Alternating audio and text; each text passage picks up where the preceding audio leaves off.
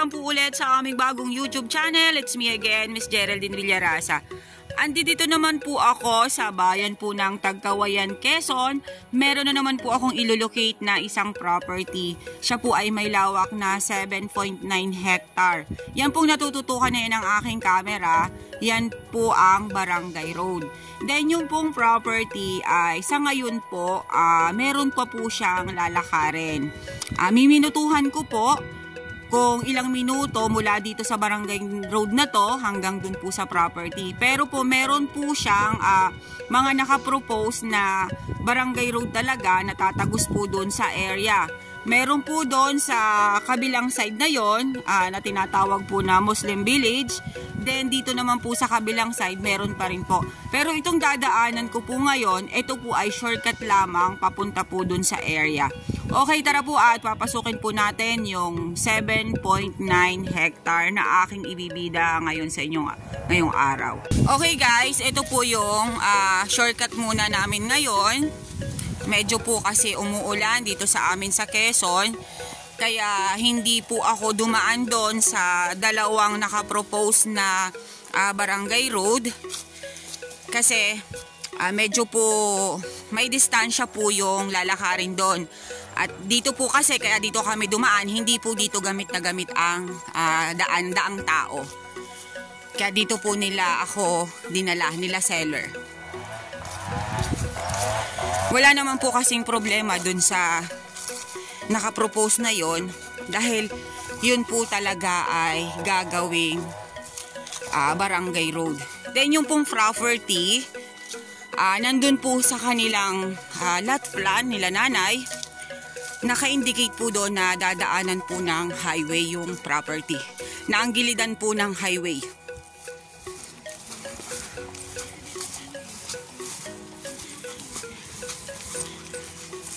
Okay guys, nandito na po ako sa area. Yung natututukan po na yan ng aking camera, kasama na po yan sa 7.9 hectare. Yan po ay overlooking yung side na yan. Okay po, mininutuhan ko po yung aking paglalakad dito po sa shinorkata namin. Nasa 5 minutes ko lang po siyang nilakad hanggang dito na po sa property. Then, tama po yung sabi nila na kapag po tag-init, ay nakakapasok po ang motor hanggang dito po sa area. Pero, ang talagang daan po niya is dalawa po ang magiging kalsada niya na Barangay Road. Then yun nga pong ikinikwento ko sa inyo kanina, nakasama po doon sa plano na nakaguhit po doon na tatamaan po ang gilid ng property ng isang highway dito po sa Tagkawayan, Quezon. Okay po, tara po at papasukin po natin yung area. Ipapakita ko po sa inyo kung anong nilalaman nito. Dito po sa bungad na to, ayan, makikita nyo po, wala po siyang mga tanim talaga dito. Halos po lahat ay damo. Pero dun po sa kabilang side, sabi po nila tatay, nila seller, nandun po ang mga nyog. Halos dun po sa kabilang side ay punong-puno ng nyog, sabi po nila. Seller po mismo ang kasama ko dito sa property.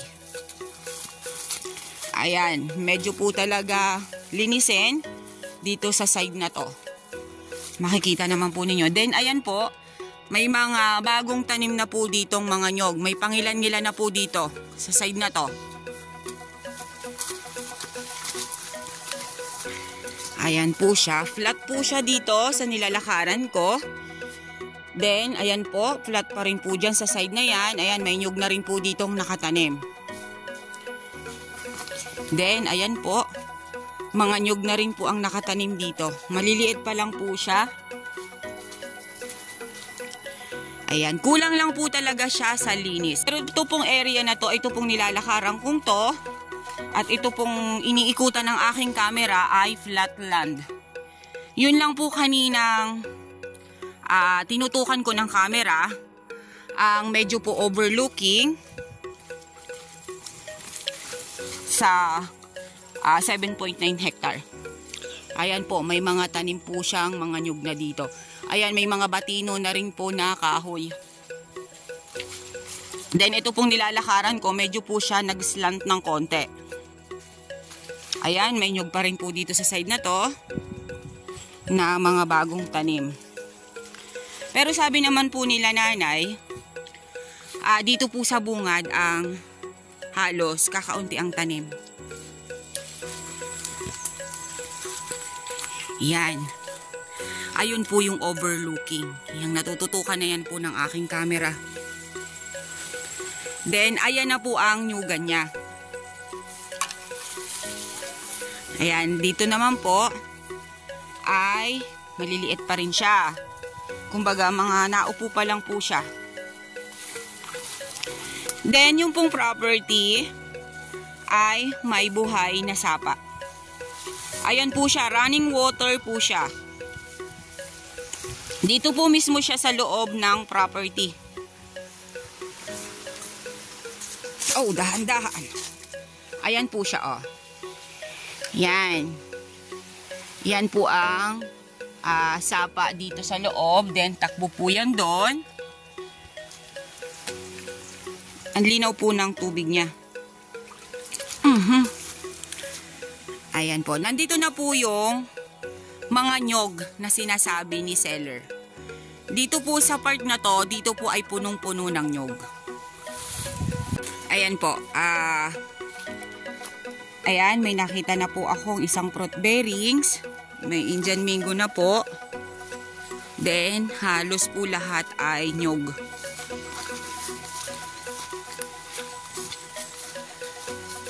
Dun po sa overlooking kanina na aking itinuturo sa inyo, maganda po yung view niya. Hindi lang po ako makapasok kasi medyo nga po dito ay maramo. Kumbaga po ay marami pong kahoy gubat. Okay, sabi po ni seller, nasa 1,000 na po ang nyog dito sa property. Okay po, ayan po, may nakita na po akong fruit bearings, rambutan. Then yung po sabi nga po nila tatay, marami pong rambutan ditong nakatanim sa area. Ayan po, may kaimito dito sa side na to. Then langka, yung po ang nakita kong fruit bearings dito sa area. 100 puno nanay rambutan mo? Saan po mga nakalagay? Okay po, nakapalibot po yung mga rambutan dito sa property, sabi ni nanay. Seller na po mismo ang nagsasabi na marami pong rambutan na nakatanim dito sa area. Ayan, ito pong side na to, flatland po siya. Ang kagandahan nga po nitong area, kasi nga po ay may sapa sa loob. Then, ayan, ang mga nyug po niya is mga bago pa. Po, yan pong side na yan, ayan, may rambutan pa rin po dyan. Then, ayun, Jimelina ba yan, tay? Ayan po, Jimelina po yan. Then, yan po ay langka. Then, may mahogany po siyang nakatanim. Opo, then, ito pa rin po yung sapa. Ito po namang nilalakaran kong ito, medyo po siya umislant ng konti. Ito po yung papunta dun sa may overlooking na sinasabi ko sa inyo kanina. Kasi nga po, 7.9 hectare. Pero mas lamang po ang flatland. Yan, dami pong nyugo. Then, ayan po ang rambutana ni nanay. Yung side na yan. Ayan po. Yan pa rin po. Ayan, mayroon po ditong mahogany sa side na yan. Then, ito pa rin po yung nyugan. Ayan po siya. Ayan, meron pa rin po ditong langka. Ang mga nyug po niya is kasagsagan pa lang pong namumunga. Po, nandito naman po kami sa kabilang side. Makikita pa rin po ninyo, halos lahat po ay nyugan pa rin dito sa side na to. Then, ayan, may Indian mango pa rin po dito. Ang daming puno po ng Indian mango. Ito po yung sinasabi ni tatay kanina na punong-puno ng nyog dito sa side na to. Ayan po siya. Napakaganda po ng area niya. Kasagsagan pa po yung mamumunga. Kumbaga po ay matagal nyo pa po siyang mapapakinabangan. Flatland din po itong side na to. Then, Ay, ayon po pala kay nanay, may dalawa pong sapa dito sa property. Ano, nanay, yung kabilang sapa, nanay, boundaries yun? Or property pa rin? Bali po dalawang sapa yung napuntahan ng... bali po, dalawa yung sapa na nandito sa loob ng area. Ayan po, mangga pa rin dito, mahogany, langka. Then, ayan, batino. Then, yugan pa rin. Ayan, ito po yung kanilang koprasan. Then, ayan. Yung kanila pong bamboo. May kawayan po dito sa side na to.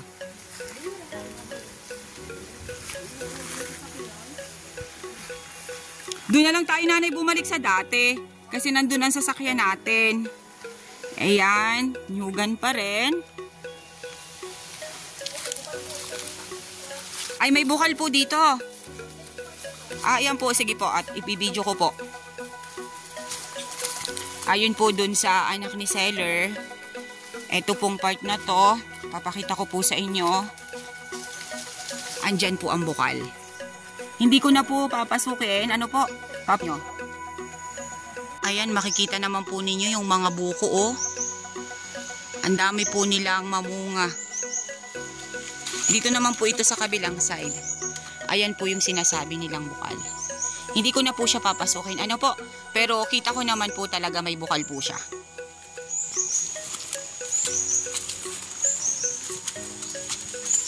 Yan.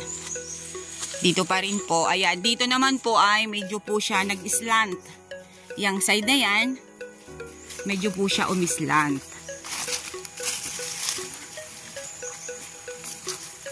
Siyempre po, malaki po talaga ang 7.9 hectare.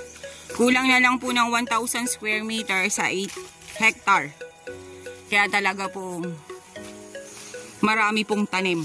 Marami pong, lalo na po at masipag yung may-ari na nakapagtanim po sila ng marami. Ilang pitak ng tubigan ay? Okay po. Yung pong tubigan na sinasabi nila, kumbaga po ay, man-made lang po yung tubigan? Kayo lang po ang gumawa?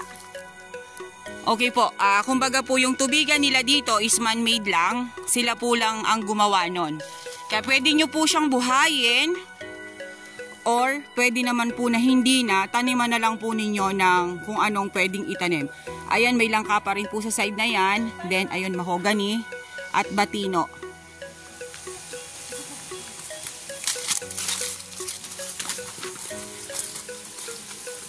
Napakaraming nyug talaga dito. Kulang lang po talaga siya sa linis. Kumbaga po, syempre sa laki po nung area, hindi na po nila nanay nami-maintain yung paglilinis nung area. Okay po, ito po yung kalsada na binabanggit ko sa inyo kanina na magmumula po doon sa Muslim Village na kinikwento ko sa inyo kanina na may bali dalawa pong kalsada na nakapropose dito na Barangay Road. Ito po yung isa. Yan pong natututukan na yan ng aking camera. Papunta po yan doon sa pinanggalingan namin na Barangay Road, doon sa may kilananay. Then ito pong side na to, ito po yung property. Then ang property po ay, sa tansya nyo po, mga ilang metro ang lapad dito sa kalsada? Mga nasa 200 meters po kaya? Okay po, mahigit pong 200 meters ang lapad niya dito sa Barangay Road. Nasa 300 mahigit? Okay po, doon na lang po tayo sa 200 mahigit meters ang lapad dito sa Barangay Road. Kumbaga po ay di, pagka po nabili ninyo na to, doon po natin makikita kung talagang ilan po yung frontage ninyo dito sa Barangay Road na to. Yung po, sinasabi ko po sa inyo na nasa mapa na po talaga na may highway po dito sa property. Hindi ko lang po sure kung ito pong kalsada na to, ito na po yung highway na nakalagay doon ay. Hindi ba ito? Ito na nga po. Okay po, ito na po pala yung nakalagay doon sa mapa nila. na may highway dito. Ayan, yan pa rin po yung property nila nanay. Ayan, may mga langka pa rin po, batino. Then, mga nyug pa rin po dyan. Okay guys, avail nyo na po ang property namin. Dito po ito sa Tagkawayan, Quezon. 7.9 hectare along Barangay Road. Mula po sa Provincial Highway hanggang dito po sa property ay may layo po siya na nasa 7 kilometers. Yun nga po kanina, sabi ko sa inyo, siya po ay nilakad ko sa ngayon. Nasa 5 minutes ko lang pong nilakad. Then yan po yung kalsada na nakapropose dito po sa area. Okay po, once again po ako po ulit ang inyong site locator, si Miss Geraldine Villarasa. Ako po ulit ay maglalambing sa inyo, pa-like and share po ng aking mga videos. Then pa-subscribe na rin po ng aming bagong YouTube channel. Thank you po for watching!